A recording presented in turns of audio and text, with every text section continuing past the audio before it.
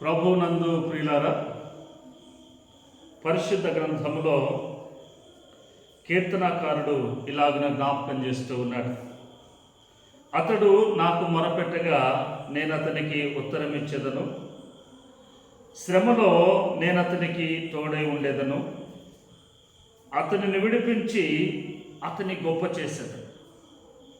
ప్రియులారా, మానవుడికి శ్రమలు అనేటువంటివి సహజం. ప్రతి సందర్భంలో శ్రమ కలుగుతూ ఉంది. కొందరికి కలగదు. శ్రమ కలిగినప్పుడు కీర్తనకారుడు అన్నాడు, అతడు నాకు మొరపెట్టగానన్నాడు. నిజంగా నేటి దినాల్లో ఏ మనుష్యుడు దేవునికి శ్రమ కలిగినప్పుడు మొరపెట్టి ఆ శ్రమలలో నుండి విడుదల పొందుతూ ఉన్నాడు?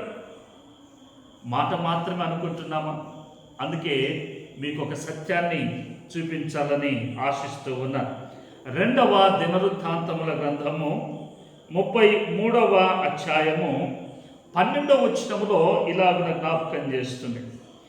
మనస్సే శ్రమలో ఉన్నప్పుడు తన దేవుడైన యెహోవాను బతిమాలుకొని తన పితరుల దేవుని సన్నిధిని తన్ను తాను బహుగా తగ్గించుకొని ఆయనకు మొరలిడగా ఆయన అతని విన్నపములను ఆలకించి యెరూషలేమునకు అతని రాజ్యములోనికి అతని తిరిగి తీసుకొని వచ్చినప్పుడు యెహోవా దేవుడై ఉన్నాడని మనసే తెలుసుకొనెను.